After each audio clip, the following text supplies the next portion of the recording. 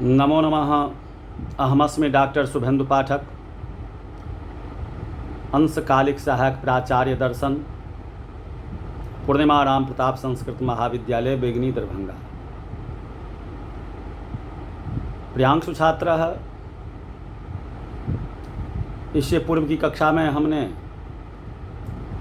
शास्त्री प्रथम वर्ष के छात्रों को सांख्य दर्शन के दृष्टांत का खंडन का भाग 3 के संबंध में आप लोगों को कह रहे थे। तारीख 7/9 को आज के कक्षा में उसी के संदर्भ में शास्त्री प्रथम वर्ष के छात्रों के लिए सांख्य दर्शन के दृष्टांत का खंडन का पार्ट 4 भाग 4 के संबंध में कहने का प्रयास कर रहे हैं। तो प्रियांशु छात्र, ननु जीव जडियो सारूप्याभावेन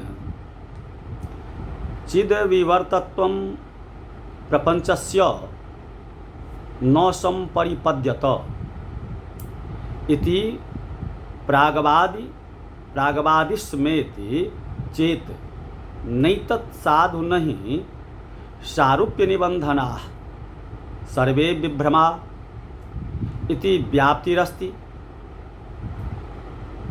असरूपादपि कामादेह कांतालिंगनादि नादिश विव स्वप्न विभ्रमस्योप लंभात किंच कदाचित के विभ्रमे सारूप्यापेक्षा नानाद्य विद्या निबंधने प्रपंचे। अब पूर्व पक्षी फिर शंका कर सकते हैं, जैसे कि इसे पूर्व में कहे हुए थे। विवर्त कहते हैं जैसे सीपी में रजत की प्रतीति, साधन के भेद से प्रत्येक जीव की प्रतीति अलग अलग होती है, इसे पूर्व कहे हुए थे। अतः एक ही प्रतीति के निवारण से सबों की प्रतीति दूर हो जाएगी, ऐसी बात नहीं, यहाँ तक कहे हुए थे। उसी के संदर्भ में कहते हैं जो पूर्व पक्षी फिर शंका कर सकते हैं कि जैसा कि हम पहले ही कह चुके हैं कि जीव और जड़ अर्थात संसार में समरूपता न होने के कारण वह प्रपंच चित्त जीव का विवर्त नहीं माना जा सकता। सामान्यतः यह देखा जाता है कि जब किसी वस्तु की दूसरे रूप में मिथ्या प्रतीति होती है तो दोनों में समरूपता होनी चाहिए। सीपी की प्रतीति रजत के रूप में होती है क्योंकि दोनों उजले हैं, ठोस हैं इत्यादि। सीपी की प्रतीति लोह के रूप में क्यों नहीं होती? यदि संसार को जीव ब्रह्म का विवर्त मानते हैं तो दोनों में समरूपता होनी चाहिए, परंतु वह है कहाँ? एक जड़ है, दूसरा चेतन। अतः जगत को चित्त का विवर्त मानना गलत है। इस पर शंकर के अनुयायी कहते हैं कि यह सोचना ठीक नहीं। ऐसी कोई व्याप्ति निश्चित नियम अविनाभाव संबंध नहीं है कि सभी विभ्रम समरूपता के आधार पर ही होते हैं। काम आदि की वृत्तियां यद्यपि अशरूप है, रूप से ही हीन है। स्वरूपता अस्वरूपता तो बाद की चीजें हैं। फिर भी स्वप्न में कांता का आलिंगन करने के जैसा भ्रम हो जाता है। काम का अर्थ है जीव अभिलाषा के रूप में चित्त का चंचल होना। काम का अधिक ध्यान करने से स्वप्न में कांतालिंगन का भ्रम होता है।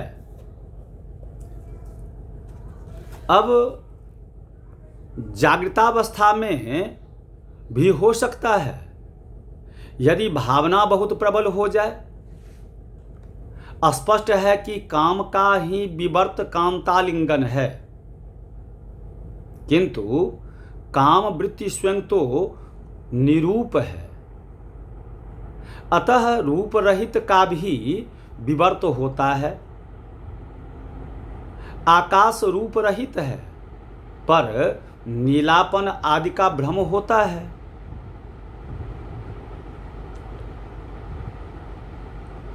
उसी तरह जीव और संसार की बात है।